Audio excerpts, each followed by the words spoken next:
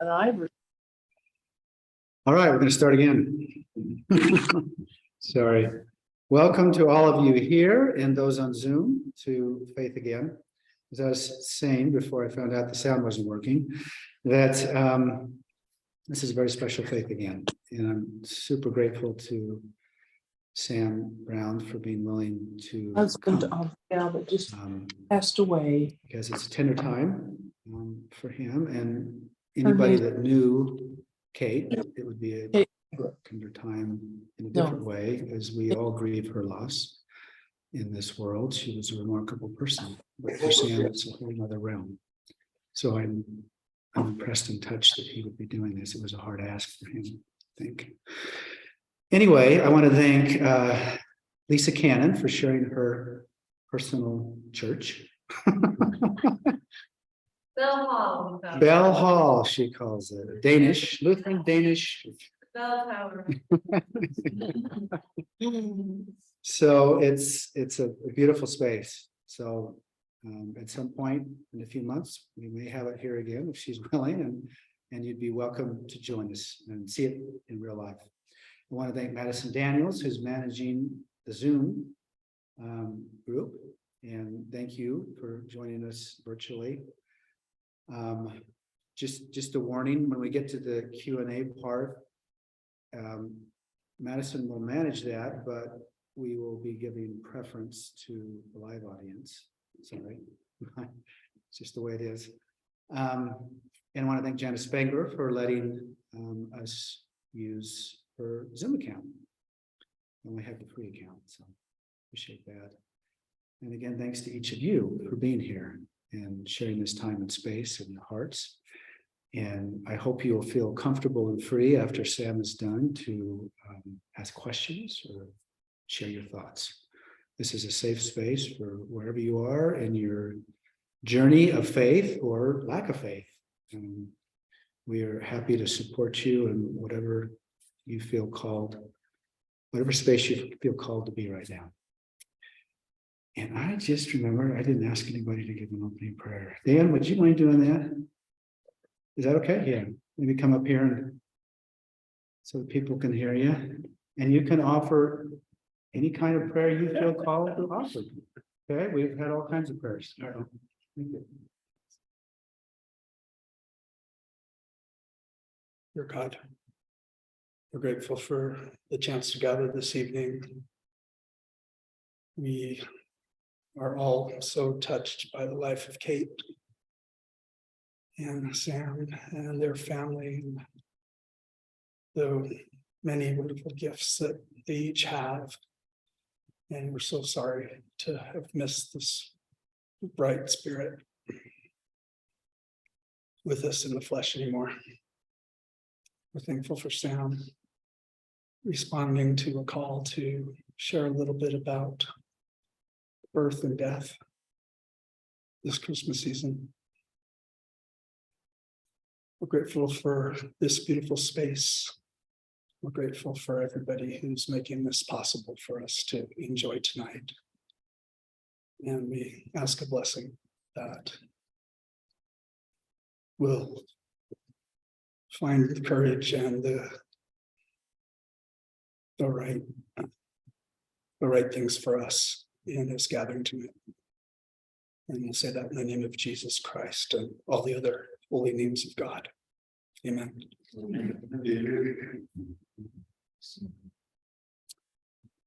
So I've had Sam and Kate separately over the years come and talk to this group. And then not long after COVID hit, I reached out to them and they both did a wonderful Zoom, kind of helping us contextualize and manage the pandemic we were in and give us, more of a medical doctor's point of view and just a good humanitarian point of view. So that was lovely. And it's just wonderful to have them back. I've asked Claire Bagley to offer us an opening musical number. She's an accomplished violinist and a violin teacher. And you used to teach yoga. Do you still do that? Yeah, she has a youngin now, so she wouldn't do much. Come on up, Claire. I'll let Claire talk about this piece. Well, this is just a simple medley of two poems. One poses a question and the other one suggests an answer. Thank you for being in it with me.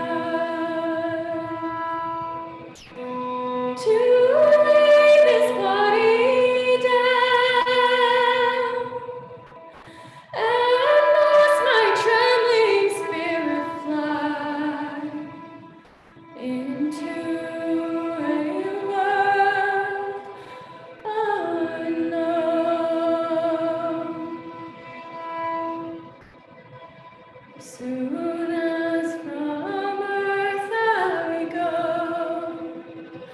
what will become of me? Eternal happiness or no?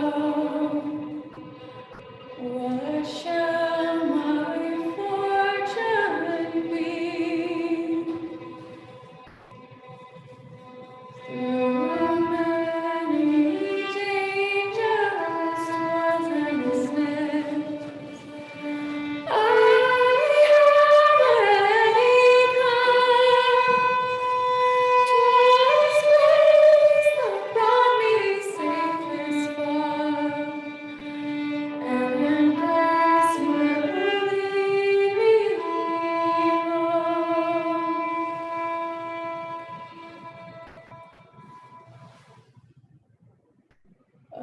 Amazing grace, how sweet the sound that saved a wretch like me. I once was lost, but now I'm found. Was blind, but now I see.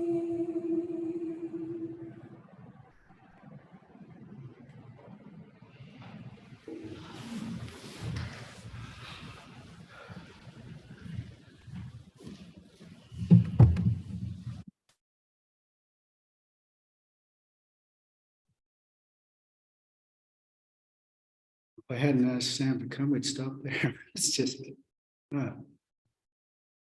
gorgeous. Thank you, Claire. Sam?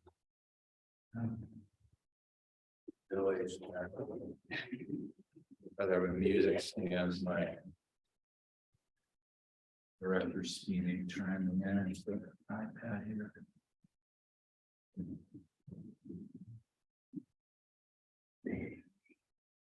So my hat is off to all the single parents in the world. It's you don't grief is hard. Sam, would you be able to pull out while you're talking? It's just gonna be quite Let me, can I come back further? 4 days after Kate died, my oldest daughter was diagnosed with bone marrow cancer. So she's undergoing bone marrow transplant, and I'm primary caregiver, so the effing mask has remained, although I was eager to have it come on.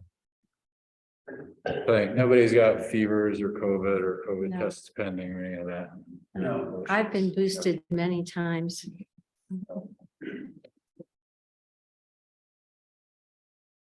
Yeah. I feel like Job is a story That's what you talk, is that up as high as? about me. Good. Yeah.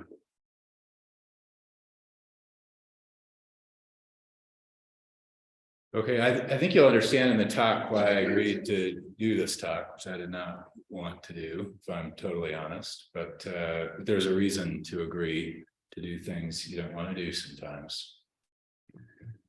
There'll be some stories and some philosophy and some wonder all mixed in. And let me see whether I can make this a little better. Your mask a distraction to you? No, I think it makes it look cool.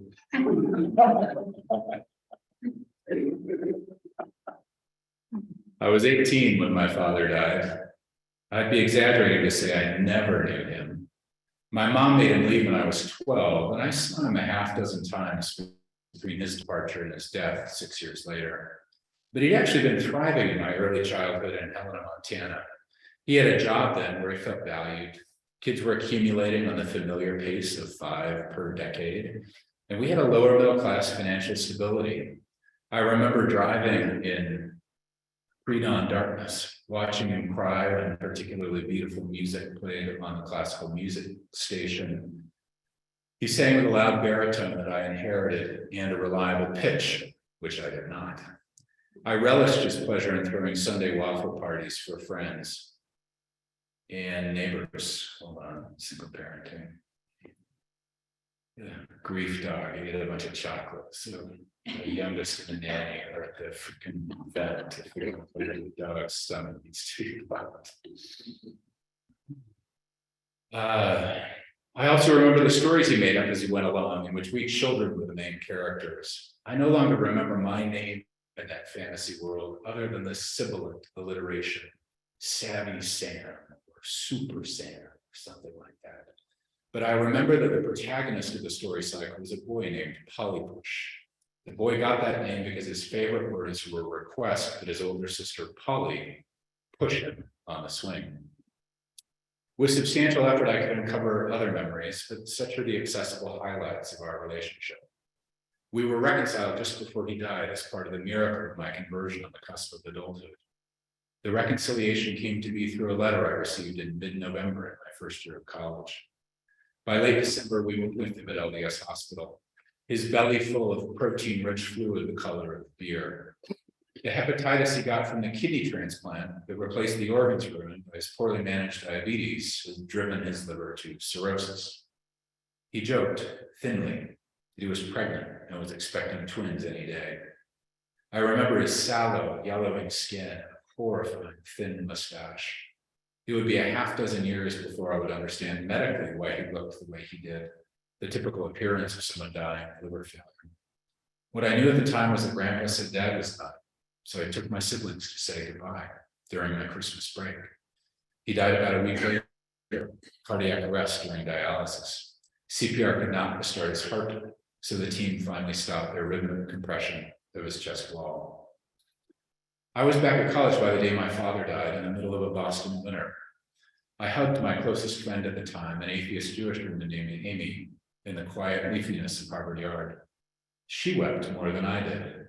She found herself discomfited by the finality of death, imagining what it would mean for her parents to lapse entirely from existence. I was aglow with faith in God, true, but I also didn't have much of a connection to my father as a person. He had always been a startling absence in my life. The fact that it was death now, rather than madness or animosity, was immaterial. So I guess I did mourn his death, but that mourning started long before he died and managed to fade quickly once he was safely on the other side. What grief there had been had to do with my vision of what could or ought to be. I was experiencing a generic form of baleful deprivation. I was always the fatherless boy. It was the figure of a father that was missing, rather than anything specific to the man, Charlie Brown. That was, in fact, his name. Such was my early grief. Later in adulthood, I encountered a new form of grief in the intensive care unit. That's where I practice medicine. I've been working in ICUs for about 15 years now, drawn to them even before I graduated medical school. They are my home territory, my professional habitat. There is nothing quite like the drama of doing strenuous battle with death. The weapons, our life support systems, our wits, our hearts, and the stakes could not be higher. The statistics say that about 1 in 8 ICU patients will die within a month. It's that severity of illness that justifies the extra attention from nurses, doctors, and therapists. That statistic is even a bit optimistic because many of the survivors are people who are in and out of the ICU before we can even blink. It's probably about a quarter or a third of patients we really get to know who will die. We are immersed in death in that place. Without us, many more would die. But even when we try our hardest, people still die. It's biology. So I've made peace with it. I have to manage the grief both to provide excellent medical care and to be a decent human being. It's something I've taught myself to do. I'm actually pretty good at it. The point is to give people some guidance, treat them well, honor the dying, and grieve in controlled amounts. To grieve every death in the ICU as if it were the death of an intimate is too much. It just is. You break. So you mourn a tiny bit with each death, allowing the families to do the primary work of grieving. With John Donne, you hear the bell tolling and realizing that it is calling to each of us at some basic level. But today it is not your own or your beloved's passage. Grieve too much and you will lose your mind. Grieve too little and you will lose your soul. Such is the life and grief in the ICU. By the time I had arrived at middle age, and here for a bit, I was well acquainted with grief. I'd even written a couple of books about death and the care of patients with life-threatening illness. I was, as they say, a published expert on the topic. But all that counts very little when your beloved wife loses her body, and then her whole body. Your rare melanoma over the course of a bittersweet decade of life lived in the shadow of death. I can see why Damocles gave up after a day of living under the dangling sword. The grief that comes from the death of a beloved takes your breath away, clouds your vision, squeezes your heart, and a million other terrible things. It is also sacred, an expression of the depth of the bond that has been disrupted. It is seen clearly, more clearly than we have ever seen before, even as we are enshrouded in the terrible mists of anguish. Both things, as my Kate of blessed memory would say, are true about grief. The love and pain aren't the only polarity that grief mediates. There is also, inexorably, the question of individuals and communities, which brings me to the main topic I want to think through tonight. There's so much written and said about all the rest of mourning and bereavement that I want to be a little more focused tonight. I want to think about sharing grief, about the interplay between community and individual persons, which takes me to a family story, 6 months, now a lifetime ago. We are seated around the kitchen table, a Quebecois butterfly table that's as old as people dead for 150 years. My laptop balances on the windowsill, behind which stands the floral menagerie potager that my wife got mad when I called it a potager. Terribly pretentious. And we did eat the rosemary that she grew there, that my wife accumulated over the decade we have spent in the house. She loves beautiful things and old things. We, also beloved, sit in the midst of both. Our oldest child, just back from her first year of college, has joined family therapy for our youngest, who is at a therapeutic boarding school in southern Utah. Therapy is by video conference, and we pivot the laptop camera from face to face like a low-budget documentary. We're far enough along in our therapy now that it's okay to talk about death, her mother's death.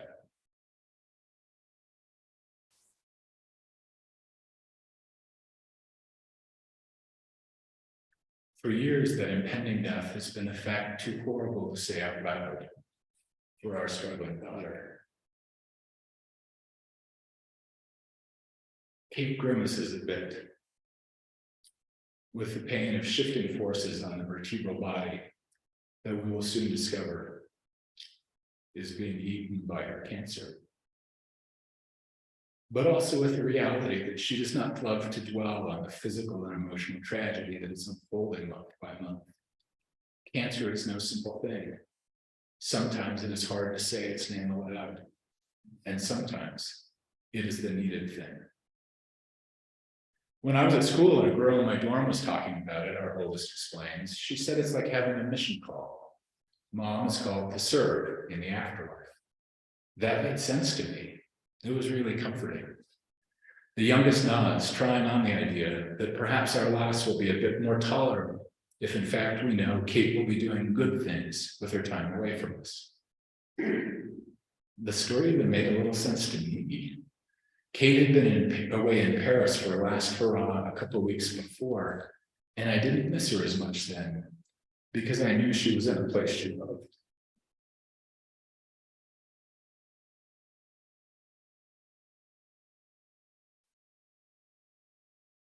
Maybe heaven will be a bit like Paris, lonely without her, but we can be confident that she is flourishing. Even so, I wince a little. We've heard that story before many times. Kate and I, in fact, wrote an essay a decade ago that began with an uneasy engagement of the young adult novel Charlie. That titular woman, Charlie Riley, is another mother dying of cancer. The novelist paints her afterlife as concrete, busy, and happy in a way meant to put her widowing husband at ease. Kate and I were not the first to hold Charlie at an awkward distance. In a book on Mormon history and culture, Lester Bush described a young woman of his acquaintance who wrote a letter to be shared at her funeral, forbidding any such reassurance that she was serving an afterlife mission. In my paraphrase, that dying mother was asking an urgent rhetorical question. Why on earth would you say that dead people that they've never met are more important to me than my children? My calling is to be mother to these children, not to someone else. Kate and I played along with Bush and his friend in that old essay of ours. We knew how absurd the old story was. But here is that sorry old story from Charlie and Mormon lore, and it is actively helping our oldest daughter deal with the coming death of her mother. By then, I might have known better than to doubt platitudes and a positive attitude. Honestly, that's been my professional experience in the ICU. I'm often called by human decency to try to say something helpful in the face of an untimely death. Maybe a decade ago, I noticed a louder consensus among thoughtful liberals, like tribe all these years, that the best and perhaps only appropriate response to grief is to emphasize the extent of the tragedy. People shouldn't rush to explain or place the tragedy into meaningful context. They should instead resonate with the pain, full stop. The old way of focusing on the positive, these critics explained, left people feeling alone and misunderstood, buried in platitudes rather than succor. They had to struggle through more than their grief. After hearing a particularly passionate exposition of the idea, I decided to give it a try. I did so for about 6 months. But I noticed that while a few people really liked the new approach, most stared at me in perplexity.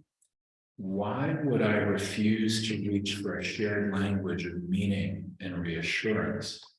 They seemed to ask, when I'd been around death before. I wasn't a novice, so why was I acting like one? Saying that I read it on the internet, however true, was not the right answer. I quietly abandoned that guiding principle. I spend more time now trying to get a sense for people, to hear what kind of language they're using, what questions they have. I talk less. And when I get the sense that such words will be most useful to the people I'm talking to, I say positive and optimistic things. I even use platitudes. Not because I'm denying the grief, God forbid, but because I am meeting the grief with the power of human community and hope. I'm certain that I get it wrong sometimes, but better some earnest missteps, in my view, than being the flag bearer for an ideology that grossly misreads most people. I'm wrong less often now that I'm open to more than emotional resonance, echoing back well-intended darkness for darkness. Empathy is the psychiatrist and ethicist Jody Halpern, in a really elegant book 15 years ago, has so eloquently reminded us, is far from resonance. Empathy is about hard work to see the scope and range of a life as it occurs in another. Resonance is about letting a particular version of emotional power predominate, even where those emotions do not reflect the underlying realities of a person. There's plenty going on in this belief that the only response to grief must be the malfunction of an iPad. Okay, must be to steadfastly acknowledge the depth of tragedy. Some of it is the neo-Epicurean, and this philosophy is often attributed to Darwin or called Darwinism, but that's a historical fiction. But some of it is the neo-Epicurean insistence that life is a meaningless accident. What's interesting to me, actually, as people recover Epicureanism, is that the Epicureans themselves hold that belief that life is fundamentally meaningless.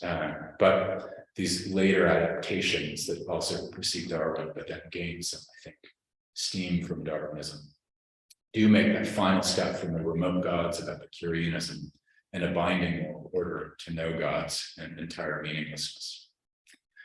So on this line of reasoning, instead of offering meaning, our job is to stare together at unmeaning. This has been a popular approach for some decades and is increasing in popularity, even though it's alien to most people's experience.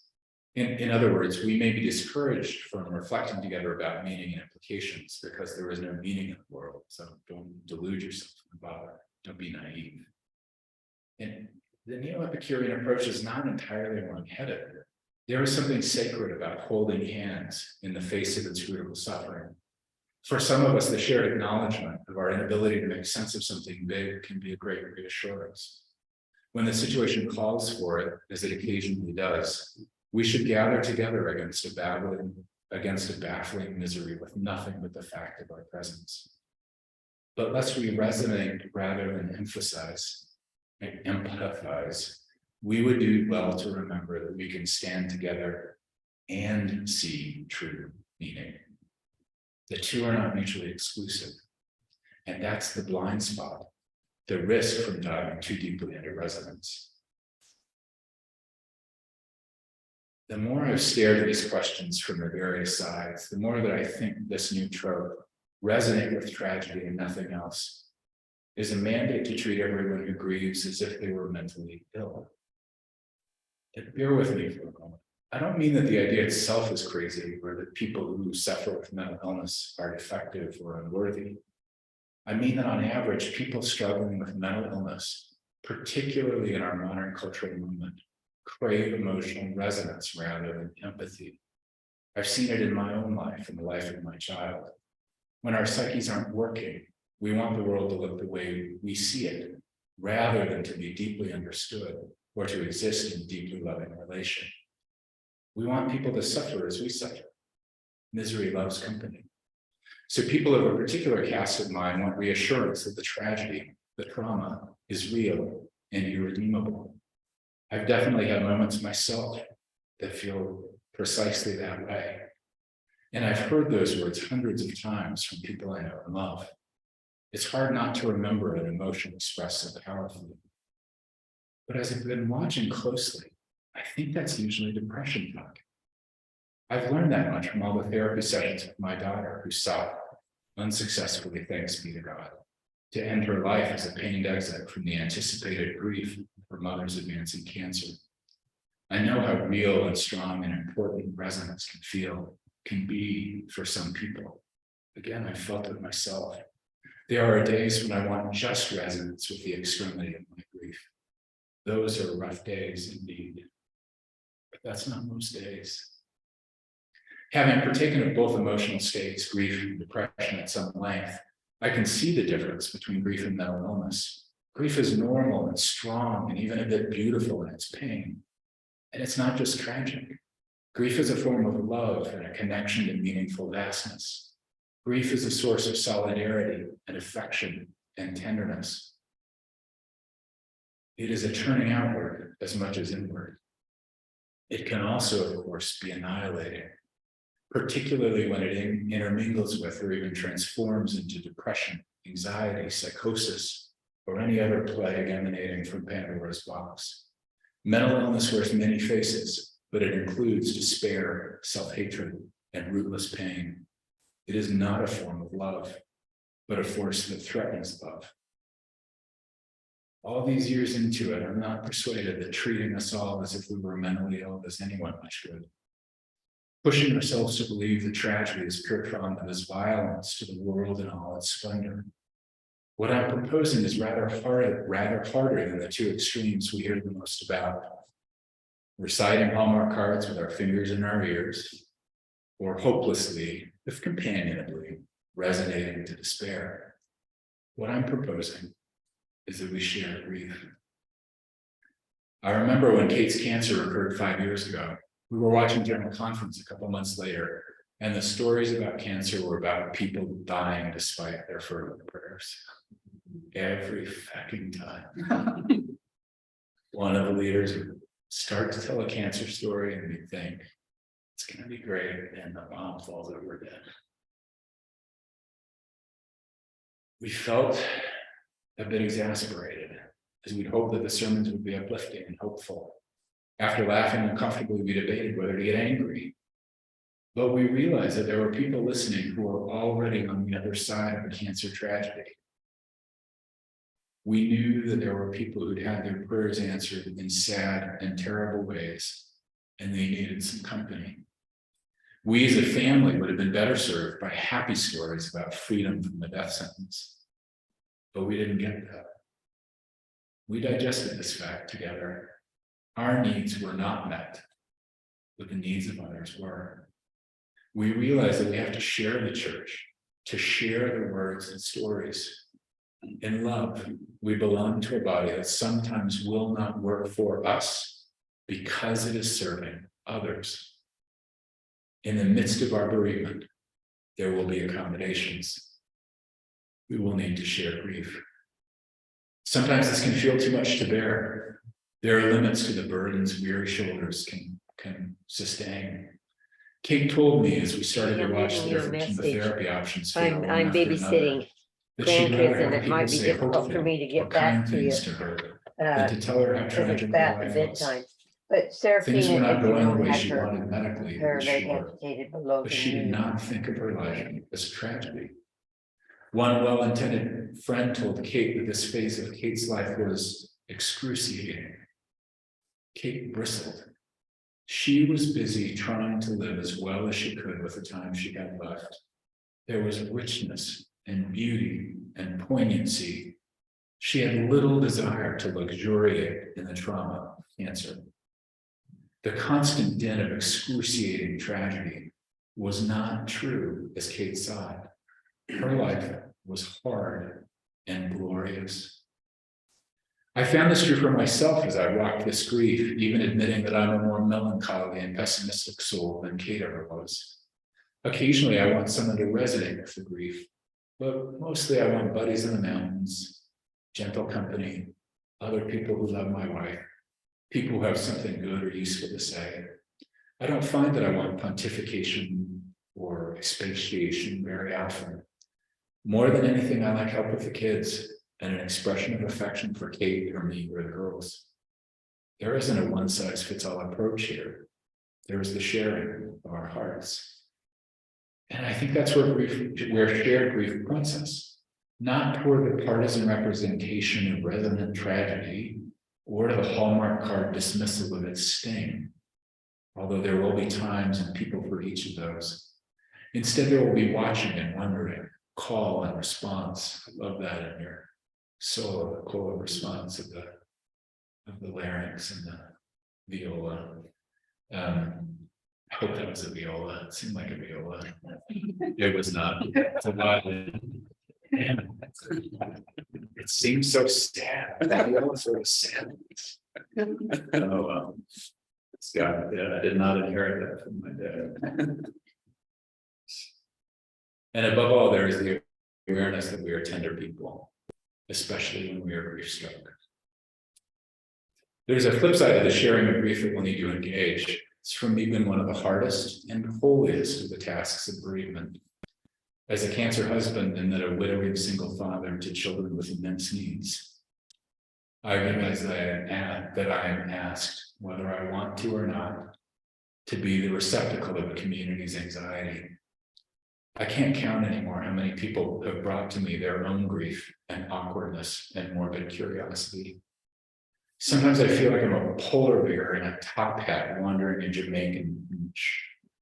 People can't look away. They rush toward me to ask and wonder and need. How many relative strangers have come to me to stutter awkward condolences when all I wanted was a world where Kate was still physically present?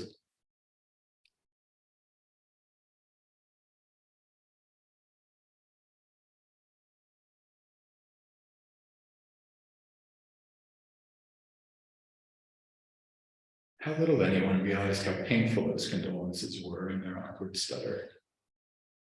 I watched a film a decade ago called Norman. There's a couple of Normans. I'm very, very stupid, but the 2010 ones, I think. Confronting the impending loss of a single father to cancer, a high schooler tells classmates that he himself has terminal cancer. He's instantly a celebrity, which mystifies him.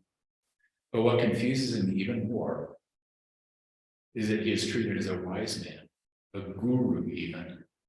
What is it about cancer that creates such a persona? Is it that others passively hope that they will be able to keep their heads up under similar stress, so they look for our unbowed head? Is it that our tragedy pierces the comfortable pieties of their usual lives and they are left unsure how to ask? Is it the native hunger to be of use to the sufferer, regardless of any empirical evidence of utility? Do they hope that we are available to them because we have been pulled into the prophetic vision of God's schools? Neither Norman nor I know the answer, but we are both familiar with the facts of that experience. It's very common, however mysterious. When people first began presuming intimacy and pouring their emotions over me like a bucket brigade battling fire, I fled from it in anger. It was often the case that the people who were the greatest burden were those most likely to reach out to me in that way. The welcome visitors were often reticent, not wanting to intrude. I can't remember when I finally figured out that I had another option than to flee in anger. I could admit that I was called at that moment to be a repository of grief for others. It was hard work and work I did not want to do. But as I started to do it, I realized that it was holy. It pulled me out of myself. It did not make my grief any easier. It was not a treatment, but it was sacred work. And in the pursuit of the sacred stands the troubled dream of heaven on earth. And that is a dream worth fighting for. I would never hold another bereaved person to the standard, and I don't hold myself to that standard. If I shirk this duty, I am not a bad man. It is fair for me to ask others to share my grief by giving me space and tolerating my bad manners when they or I have overstepped bounds. But there will be times when I have the strength. And when I have that strength and I exercise it on behalf of others, I feel an extra measure of power and grace. Among the many strangely beautiful gifts of this grief has been the calling and capacity to give, even from my deep woundedness. It is the painful promise of a shared grief. And here, at last, we arrive at Christmas, which is as much a story about Mary as it is about her more famous son. Mary has known grief. She was pregnant out of wedlock and had to tell an improbable story to her fiancé. He married her anyway, but they were destitute and she was pregnant still. They had far to travel and great discomfort. And she had a baby no one cared about until suddenly the boy had visitors from afar. People who needed things from her, from him. More than anything, people who took from her this sacred boy took him from her until they had killed him. But that still loomed in the future at Christmas time. At Christmas, there was a woman much burdened and a little baby that was called to bear more grief than anyone had before. So was she. Lives that would be shared beyond the breaking point and then back to the healing point. In the grief that we share, the promise that every life will end and every mortal hope will fade into dust. And the covenant that we, in all our grief and grievousness, are glorious, holy, the people of heaven. In the name of Jesus Christ, amen. We found questions. I'm going to scan my texts as a single father and make sure there are no additional emergencies. Welcome to ask a question. Question? While you're looking at that, Sam, thank you. Yeah. It's gorgeous. Oh, thanks. There's so many pieces in there that are profound. Mark.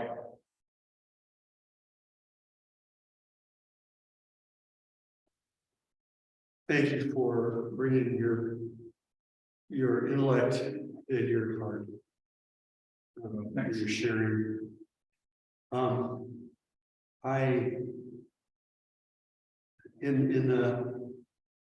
In medical profession and caregiving profession, we often have this white coat, right?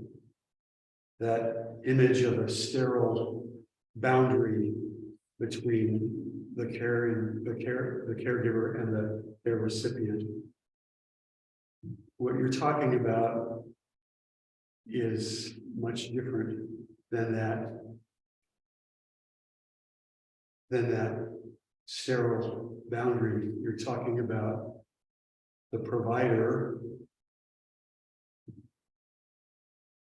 I'm still listening. You multitask as a single parent. It's okay, yeah. Here's the dog is doing okay. I just feel like, for heaven's sake, do we need to have a grief dog? Right? Chocolate poisoning, like no. Good. What a way to go. In retrospect, if it was a grief dog, it would be a glorious pirouette to the Great Lake. There are those who provide care for the grieving, right? And in your role as a doctor, there's this boundary, right? And you're talking about something very different, this shared grieving, right? So my one question is, how does someone in that type of role, which is not very what's the word, equality, what it's the care providing is someone who has an expertise, right, and shares it with someone, a patient, right, a passive patient. So how do you, as a provider, right, get past that sterile boundary into a more shared space with those that you're supporting? And You're asking a good question that I'll rephrase, and that question is, when you're the doctor, the nurse, or the clinician caring for someone who's dying, it's pretty easy for your expertise to be a barrier between you and the person you're trying to help. So how do you get through that? yeah. And I'll suggest that the first question to ask is whether that's what the grieving person wants. Because a lot of the time, the grieving person actually likes a gentle authority figure. They have lots of friends They have lots of people that will come hug them and cry for an hour. They don't have a lot of gentle authority figures who can be kind to them in that authorized role. So my first question is, Yeah. you figure that out. And if you're attentive as a clinician, you actually figure that out reasonably quickly if you just listen. And there are definitely people who hate authority with the intensity of Sam Brown, age 17, right? Would rather blow up a bomb than submit to authority. And there are other people who are calmly reassured. And it's not as simple as saying lots of body art and a little bit of meth means hates authority and voted for the orange man means loves authority. Those are heuristics. They're terrible, but they're not exact enough to rely on. So you're doing some triangulating. And again, there's that call and response of the larynx and the violin that we saw modeled so eloquently that you use to learn. You use to learn. And then in my experience, a little more than half, like the kindness of authority, they don't want the blubbering person. And a couple of times in our experience, some clinician would come in and want to freaking emote with us like an experimental psychotherapist. And we're like, back the fuck up. Like, I don't need you crying to me. Like, do your job. There are hundreds of people who love Kate, know her well, and have every reason to cry together when Kate would like to be cried with. But not you, not her freaking treating doc who's met her like 15 minutes ago. But there are other people who, if a doc starts to cry, feel like Messiah has returned to earth and all will be well. So it's figuring that out. And I think we're really hobbled by the authenticity rhetoric of the last half century. Because if I'm going to be a good clinician, I need to present myself differently, to present different aspects of myself to different people based on the context. I do not need to be authentic, for heaven's sake. I need to be empathic. I need to hear who they are and what my response to them can be. Now, how do you do it when you figured out that they need that? And honestly, I use my Sailor salt ratio. Sailor salt. Sailor salt ratio. For some reason, using very vulgar language is called. I think it's because sailors were, they all had scurvy and were angry and bored. The rest of us. But I listen. And if people are rhyming with the duck and spit and all that other stuff when they're talking to me about their loved one, I get the sense that that's their reassuring language. And I try not to rhyme a ton with duck. But there will be moments when somebody's communicated in that way, when it's time to just say it. And that little moment costs very little. I've never been a Victorian gentleman, so it doesn't cost me membership in any club of Victorian gentlemen. And it doesn't cause me to grieve a stranger the way I grieved him. Because holy spit, because none of you have sworn at me and none of you is dying, I hope. It's nothing like it. If I felt about patients 1,000 of what I felt about Kate, I would quit my job in a week. There's no way I could do this day after day. So you must not, for your capacity to serve people in the future, you must not fully melt down all barriers. You cannot. And so that little bit of cursing or a little bit of echoing back is a very helpful way to do that. And then I listen, and you'll see, it's like parenting in public. The the second you parent in public, you will have 1,000 strong, perfectly certain opinions provided to you. In fact, offers made to download it directly into your brain through ice pick stab through your calvaria. Kate and I started our family as dorm parents in one of the Harvard dormitories. And holy banana cream pie, arrogant 19-year-olds watching you parent. So it turns out that you'll get just as much input from just as many strangers when you're dying or when you're struggling. Another thing you can do in a call and response is you watch. And when you see people wince in response to some advice, that's probably not the advice to give as the white coat. When you see somebody warm to it, that's probably what you're going to want to be thinking about doing. And then if you have the good fortune to be religious as I am, you pray a little. When there's something particularly hard, I'll pray it before I go in. I believe in the Spirit. I want it to be present as I'm trying to minister. So I'll ask for it. Sometimes it comes. And sometimes the Spirit says one thing, and sometimes the Spirit says another. And then I think the other thing to bear in mind is you are not the hero of this story. And it's hard for docs particularly. There are other clinicians like social workers that are much better at this, but docs, man. But docs are not the heroes of the story. The hero of the story is the dying person. And so just having that, I think. And then the last thing I'll say for me, what finally clicked for me was that grieving someone is a sacred human obligation that requires a special relationship and a certain amount of skill, but that skill is born of the relationship.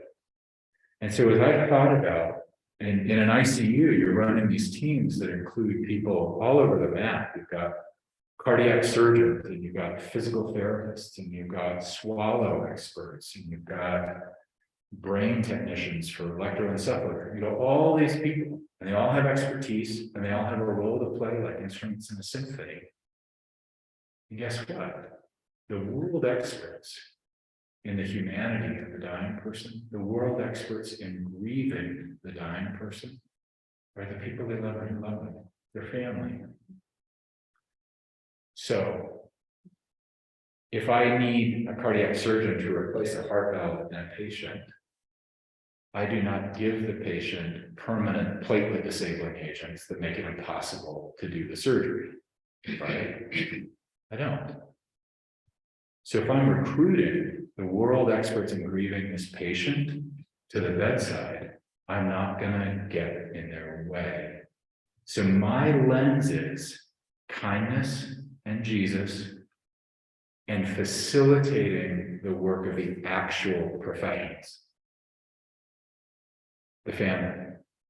Now, sometimes there are ritual specialists, and I'm a big fan of those too. Call them in. I don't need to. Now, I'm practicing Mormon and have priesthood, and I'm glad to use it thoughtfully, but I'm not the most typical doctor, right? Leave Utah, it's not that common. So in that circumstance, you activate a ritual specialist and the family. So I see my job in that grieving to not get in the way, to provide any resources, not pamphlets for heaven's sake, but any resources that the family might need to help with the grieving process. And then just try to have just a little morsel of divine love, of that oil from the lamps of the young women in that parable to share with them. It's rare that I cry with a patient, in part because I can't bear to do it too much, and in part because tears sometimes feel a little maudlin coming from a doc. I'm finding the last 2 or 3 months I cry a little bit more. I cry, I mean, good heavens, the first 2 weeks. I cried when the earth rotated. I cried when the wind blew. I cried when the leaves shimmered on the trees. And I cried when I was talking to somebody whose wife or husband was at the brink of death in the ICU. But in general, I don't. I just speak respectfully and quietly and try to facilitate. Sorry, that was a long answer. Thank you.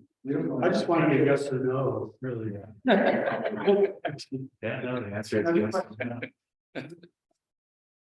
Good. There's so much that you shared. And I'm not asking to give any details that you don't want to give, but one, how's your daughter? And two, is there anything that we can do, like? Oh, you're so kind. We're okay. We're freaking, cosplaying Job, but we're okay. We're okay. We're incredibly well loved. We have a parenting posse. We have a delightful Ukrainian grandmother who has stepped in to help nanny. And who knows what the future will bring. But right now we're alive and we have love. And a good friend of mine just got diagnosed with colon cancer on his screening colonoscopy, and that sucks. And it's been nice. It's been nice to go be of use to him. Or a little tattered. I didn't have time to write it in, but at about 2.5 months after Kate died, Amelia, our oldest, the one with the bone marrow cancer, who's always been the cook of the kids, said it's time to start doing our old custom, which was, I called it neighbor plates, and Kate loved me and hated my neologisms. She also hated the fact that I called Sam's neologisms Samuologisms. And I was shocked that she could hate. Yeah, that was, anyway, going meta on bad is still bad. But Kate of blessed memory cannot object anymore to me calling them neighbor plates. So neighbor plates they are. So she said, let's start neighbor plates again. And that's we make cookies and we take them, or we make too much dinner and we take them to a neighbor. It was just part of that process of the communal and ritual hearth. And so we pondered it and we felt to take cookies to someone, and it turned out she was in absolute terrifying crisis of postpartum mental health. And Amelia getting ready to be hospitalized for a bone marrow transplant, and me feeling like effing Job. We're like, this is a Jesus Kate moment. This is nice. It's nice not to be the one that always has to be the recipient. Not because it's undignified to receive, just because it's so lovely to give. Yeah. So we fed her for 36 hours and hung out with her and got her through the rocky point and sort of launched her back. And that was, again, that's that sharing of grief. By any objective measure, we had the right to do this, to any additional duties, right? I mean, there are so many people that are struck by such worse tragedies than we are. But in the tragedy Olympics, we're shooting for like a bronze or a silver. It seems like right now. But not giving into that. Yeah. Not giving into that, I think, has been important. And that was one of the lessons of sharing grief. Kids okay? Yeah. Our Ukrainian nanny is just complaining about the fact that it costs $600 to give a dog an enema. He's like, I could have given him a freaking enema, but I want to say, why all of her Ukrainian chocolate Christmas gifts have been. Well, that, I mean, I think she's also feeling guilty because, she gave Seppi the chocolate. Seppi didn't want the chocolate. She put it on the table. The dog ate it. Sam, your whole situation much worse than you see us when losing his wife, but what came about was that problem of pain, and how do you hold on to your faith in the face of what just feels so unfair and unjust? And why did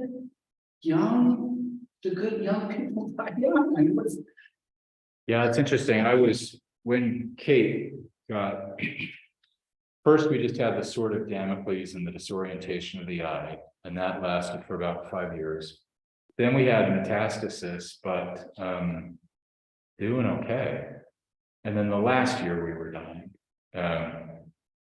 And before that last year of actually dying, I was working on a lecture series I was going to give for the Maxwell Institute on this question of theodicy or problem of evil or the suffering of innocence, etc. And had written, I reread the Karamazov brothers and was thinking about all those arguments and having fun and being so visual, so smart. And then as we entered the dying, I lost the ability to finish writing. COVID came and I started working 110 hours a week, just because I'm an IC doc and a clinical trialist. And so that was the call. And Kate agreed it was okay for me to hear that call, but it just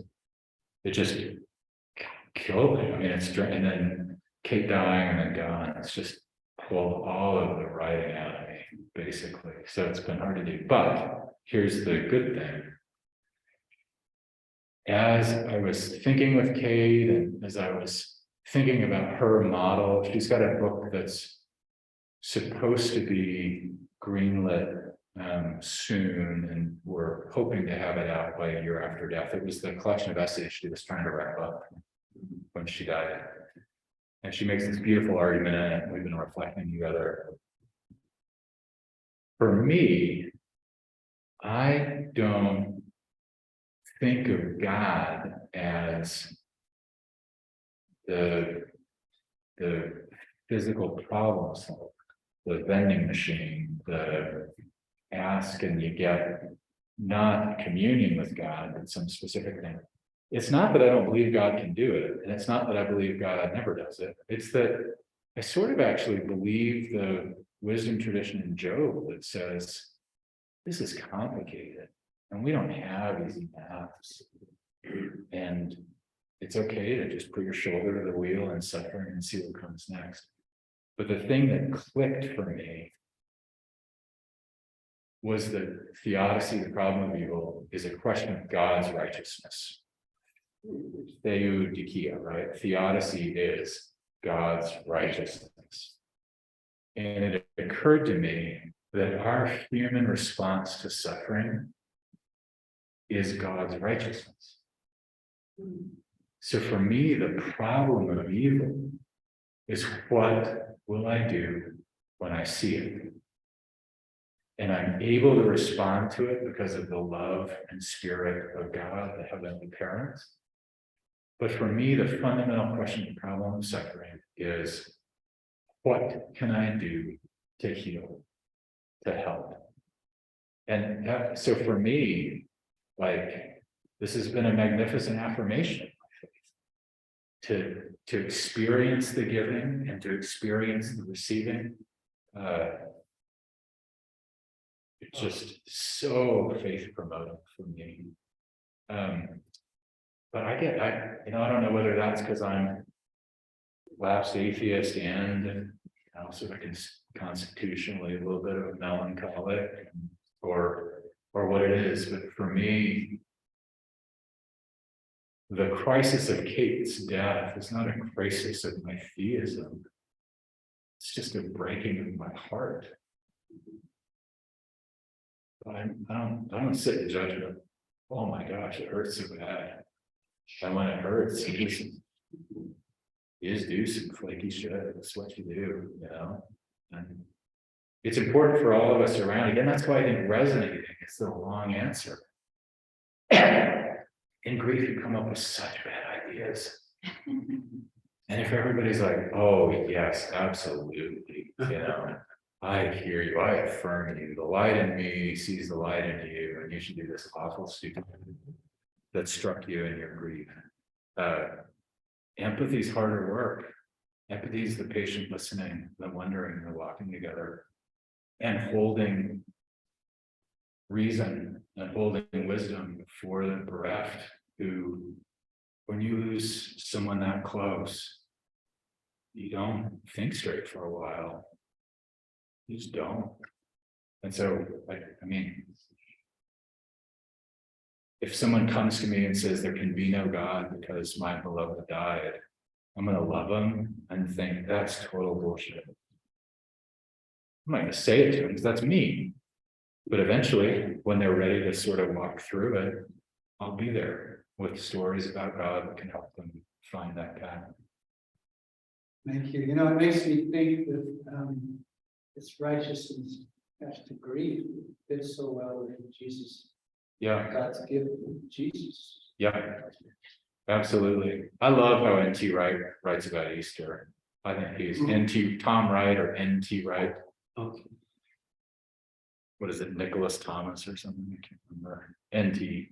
He is, if C.S. Lewis had been an actual theologian instead of a Renaissance literature professor, he would have been N.T. Wright.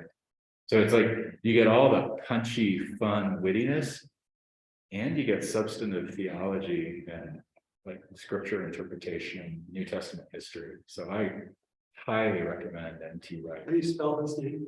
W-R-I-G-H-T. And T. And yeah, letter N, letter T. Yeah. So, I lost my mom to a brain aneurysm.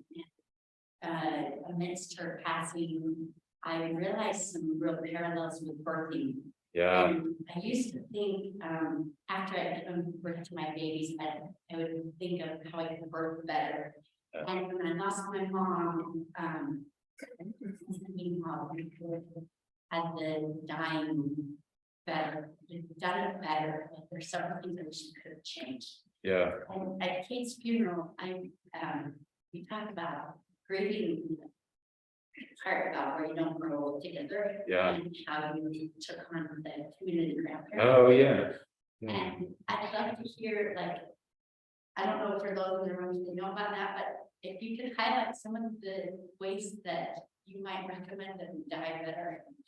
I thought you guys had some really awesome strategies, and maybe there's a few things that just are on your top 5 ways that you know, the dying was did it better than others might. Well, we're just a better sort of people. We are patrician. Those strategic, like concrete ways. I think we thought about what is sad about this as we were confronting that last year. And we thought, what's at the core of that sadness? And the sadness was Kate wanted to be a grandma. She did. I want to be a grandpa. I used to tell my kids, it's fine if you get pregnant as a teen. I will raise the kid, and you just go on, go to college. Like, and no problem. Just make sure he doesn't give you HIV. But just, I will raise the baby. And they said, Dad, shut up.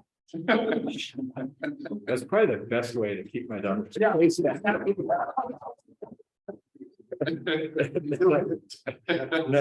None of them got into that kind of trouble. So we said, well, what can we do? Again, this is that saying, this notion of almost you want to call it, and I'm pretentious, so sue me. Well, maybe don't sue me because I'm a doctor. I don't know. Paschal is the adjective from Easter. So Paschal. So a Paschal theodicy is what I've been talking about. That God's righteousness is us working in concert with Christ to heal a broken world. So I tried to think in terms of this Paschal theodicy. And we said, well, what we love is loving little babies and toddlers with our daughters. And so we just, before the effing virus, we would just show up to church and we would just grab babies from the young parents and the whole family. We would just play with them. And the young parents from me, oh, thank you for the babysitting. and we were in heaven. And it became really a point, like it was half the reason we went to church. I'm kidding, we would have gone to church anyway, but like, if we were to just think of what for us is going to church, it's stealing babies and playing with them as a family. And it became, for the girls, it became a point of identity, that this is what the Holbrook Browns do, and the ward knew that this is what the Holbrook Browns do. And it was just a game, and it was a really fun game.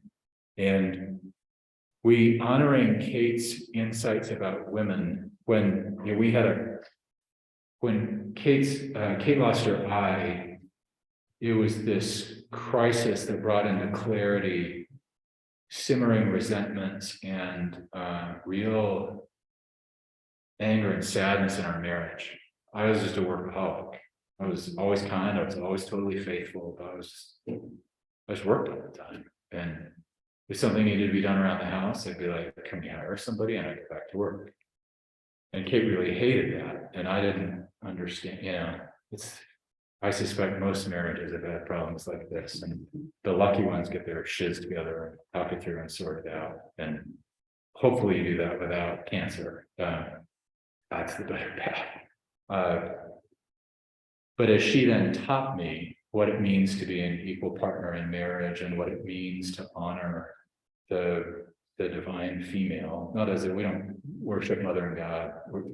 Kate was actually quite straight-laced, and so am I when it comes to our theology, but you can be quite straight-laced and still embody the divine feminine. So Kate taught me through that, and I realized that part of my calling as she taught me to keep house and to bake and to cook was to minister to the young mothers, because that is a shiz bowl of a rough spot to go through for those years. And so we just got into, that was part of also the source of this community grandparenting, is that when we had neighbor plates or cookies or whatever, we just had a running list of people that had new babies or hard kids or absentee husbands or whatever. And they were just at the top of the list. So it was a nice merger, as we thought. Kate's not going to be able to be a grandparent to her own. Let's make that happen.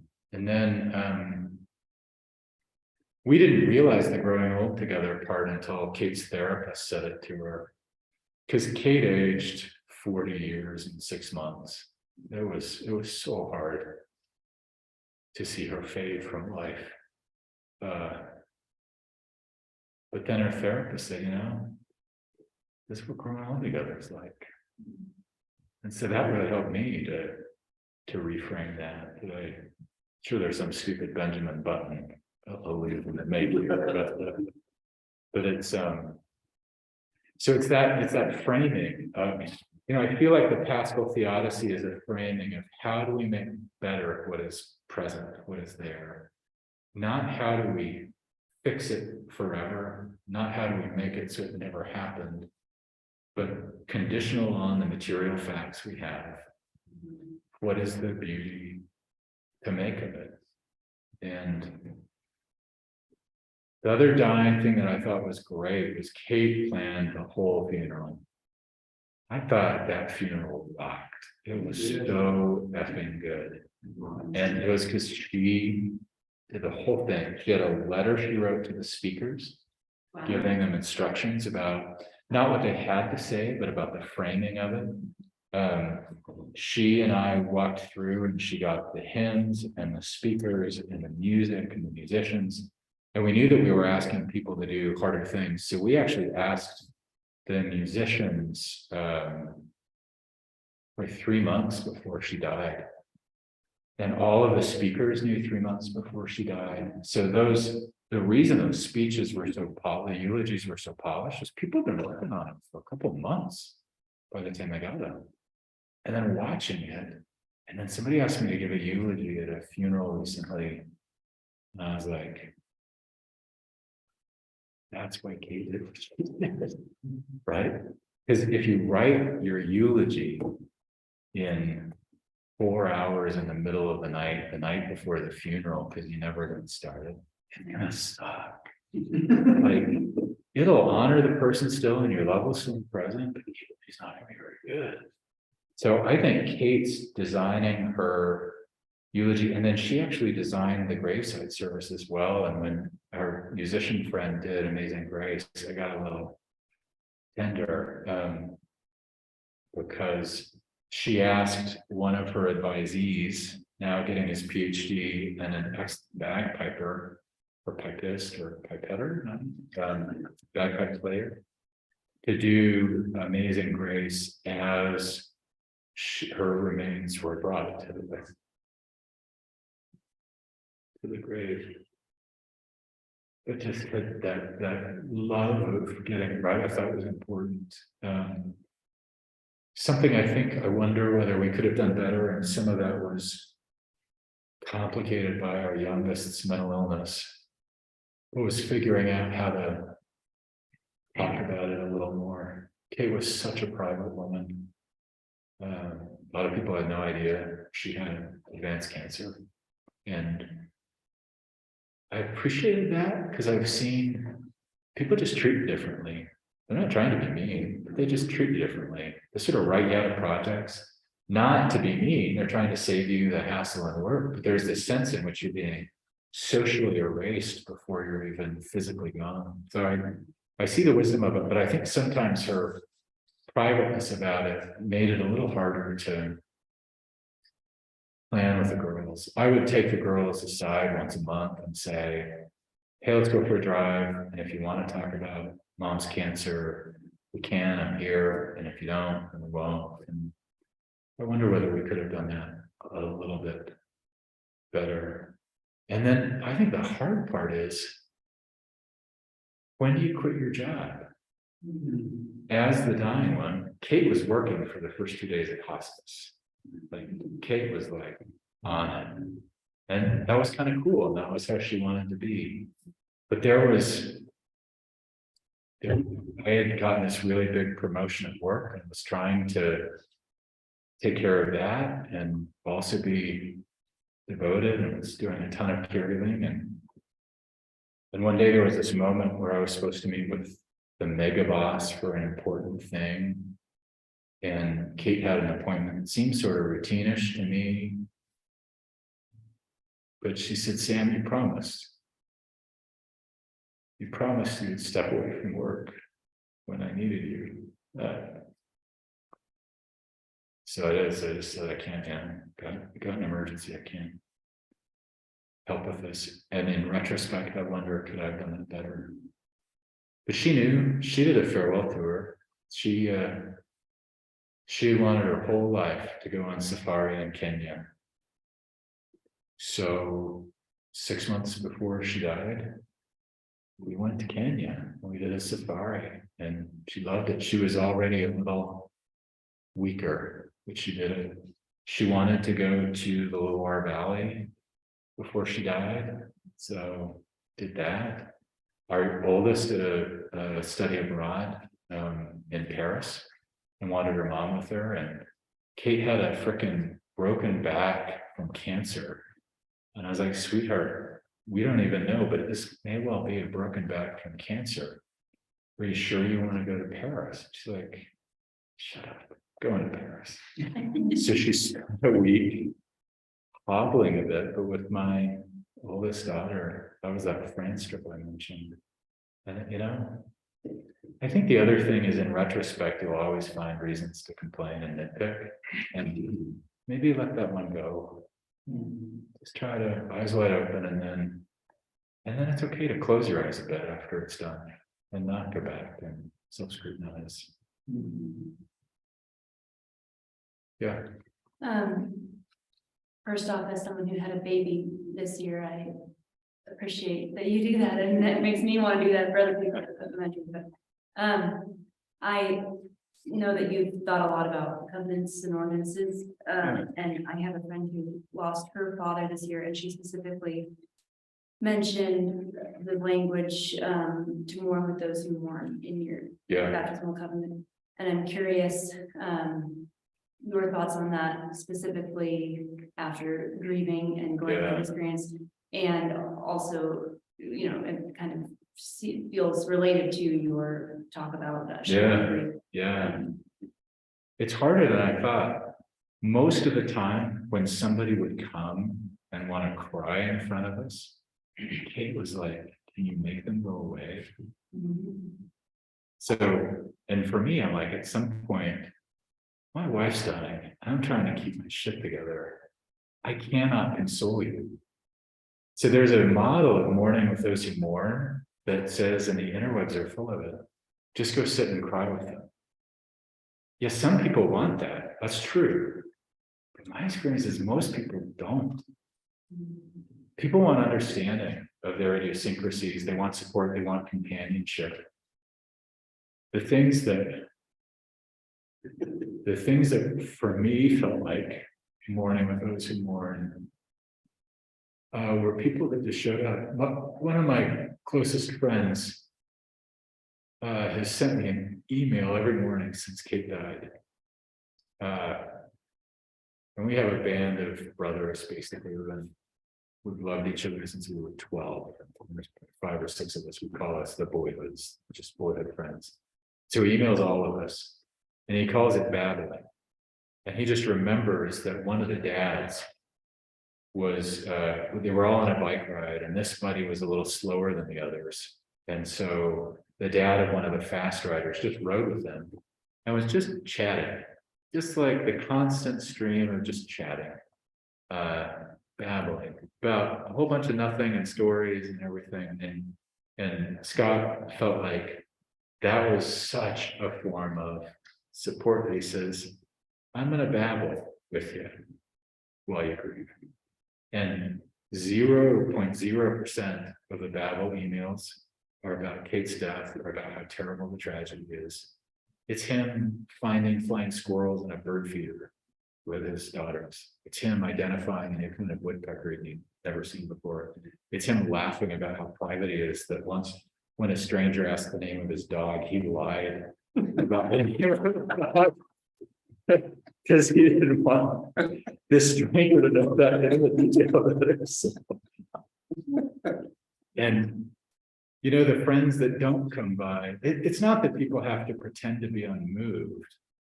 It's that the energy of consoling someone else is hard. And that's what I was talking about, that thing that I discovered, that I can work harder. And now that I've been through and I understand it a little bit better, I'm doing better. But it is a little crazy that you're asking somebody who's deeply bereaved to console you, even if you don't realize that's what you're doing. And it's this whole extra level of grace calling you to it, but you can't judge people when they can't do it. So for me, I wonder about mourning with those who mourn. I think to my eye, it's not that resonance, and it's not just coming over and crying. I had people come over, and Kate has, and Kate was more private than I am, clearly. But even I was like, I don't want to cry right now. And please will you just stop crying? It's exhausting. I've been crying already. So I feel like mourning with those who mourn, again, is that kind of Easter model. Within a few hours after Kate, Kate died just before 1 a.m. By 7 a.m., people were picking the dandelions out of her lawn. They'd let themselves into the house and were doing dishes, and they realized that our hot water in the kitchen sink wasn't working right. And it hadn't worked right for the 10 years we lived in the house, because the initial plumber said, oh, you'd have to, it's a $10,000 job, stainless steel pipes from 1940 and whatever.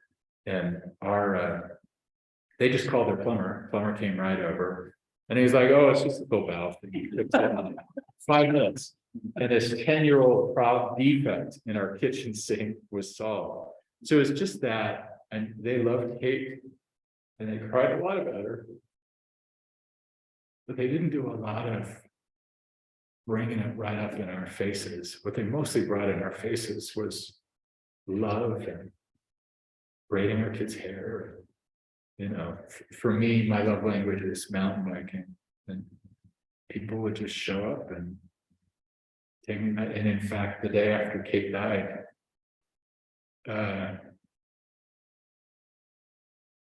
buddy said, "We're doing a ride, brother, let's go." And I worked through my grief by learning how to ride my bicycle up an almost impossibly steep hill called the Obliterator. That I don't know that many people that can climb up it. The like 20-year-olds can do it, but like mature adults, it's pretty hard. But I just kept going at it, and finally was able to do it. And so that was I call it my pandemic Prozac. I would just go up that hill, and I would go to the top of a little hill that you curve back, and it's at the base of Emigration Canyon. You can look out over the whole valley. So they're like, "We're doing Obliterator, man, let's go." So there was a group of them, and I was just being with these beloved men and riding hard, and we get out and everybody's hanging out there, and I'm gasping because it's a lot of work to get up there. And they're like, "Sam, look." And I looked, and they had bought a mountain bike trail sign, and they had put the words "Kate's Rise" on it, and they had installed it at the top of this hill. I feel like that's mourning with those who mourn. Not again that ostentatious resonating. And it's the not caring if you throw away most of the food.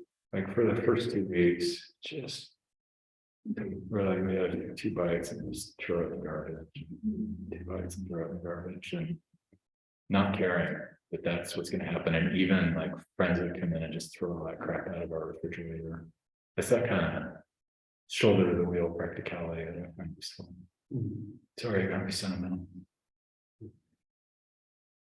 Maybe last question, or are we done? No. Oh yeah, it's 9. I gotta go. It's be respectful of your time. I said 9. So I don't I gotta go at 9. want to impose on you more than you have. That was just gorgeous. Okay. Is there any, do you feel like you said what you want to say? Is there any closing thing you want to say?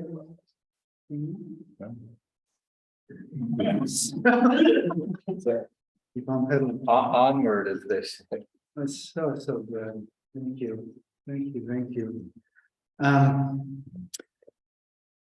Tiffany, would you mind giving a benediction? And then I've asked dear friend Maureen to lead those who would like, and a few Christmas carols that felt appropriate for the evening. Again, this is a community thing that I think helps people not only have joy together, but grieve sometimes through difficult things. So music is an important part of that for me, at least. And I think Maureen would do that. So, and Sam, we'd love you to stay, but if you need to go, I understand. I don't want to dishonor the prayer, but I'll go ahead after the. Okay, so let's have Tiffany offer the prayer. No, just come up there with you.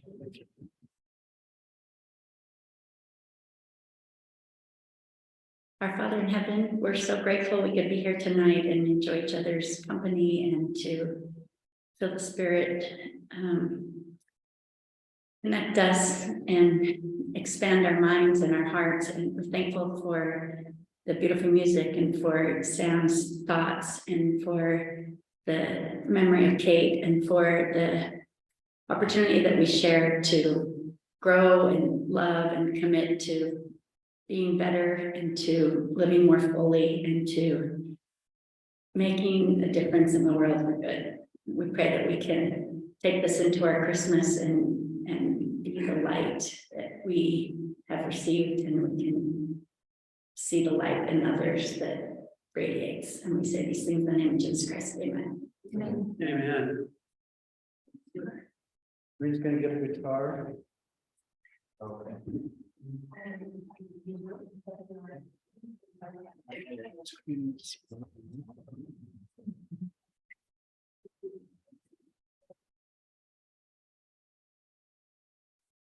You're sure welcome to stay, because it's really a lovely thing to sing together.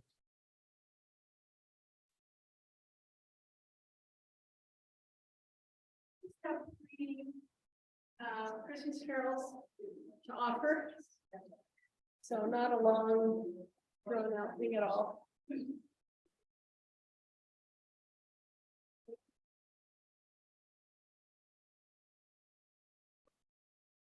Felt right to sing, "Oh Come All Ye Faithful," and maybe with a little tenderness tonight, but Thanks for coming.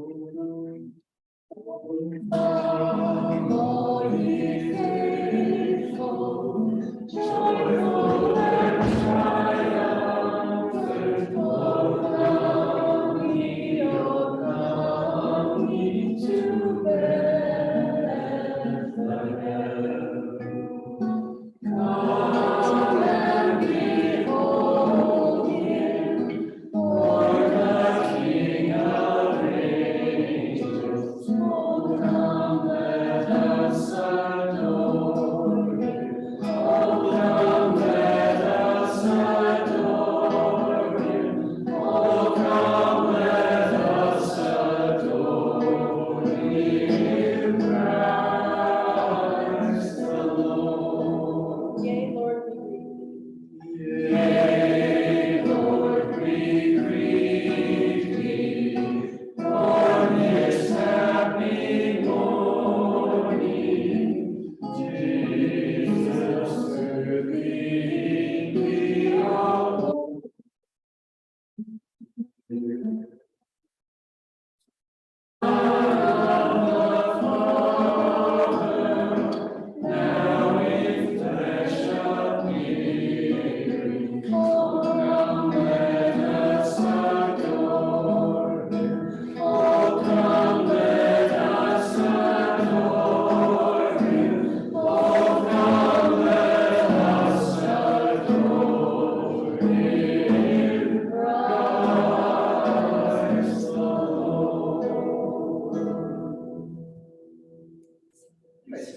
Nice in here, wow.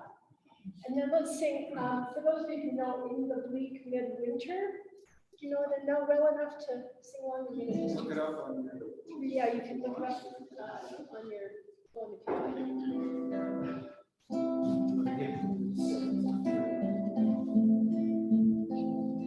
There you go.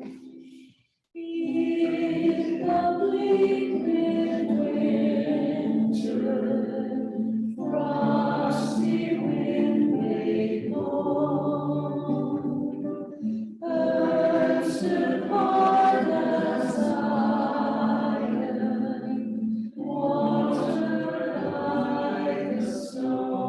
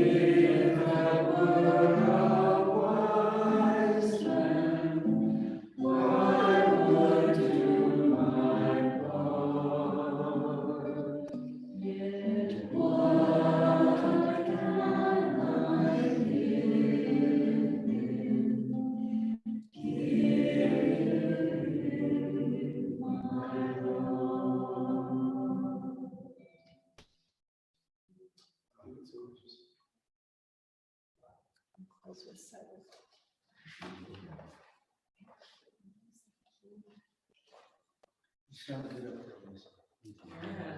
Again, this is Lisa's.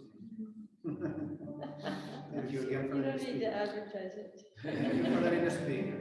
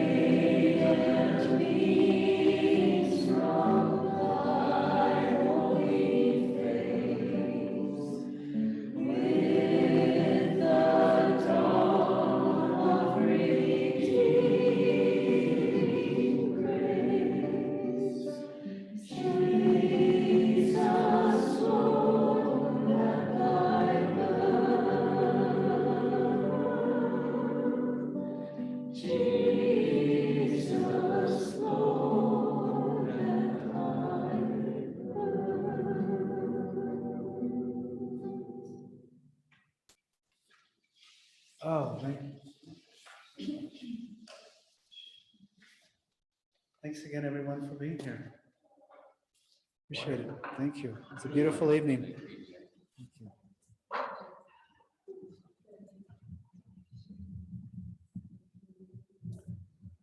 You know, I was looking at this window that doesn't show Christ. It shows that he's gone. And it made me think of what Sam said about we are the ones, right? That's God's righteousness. Yeah. Yeah.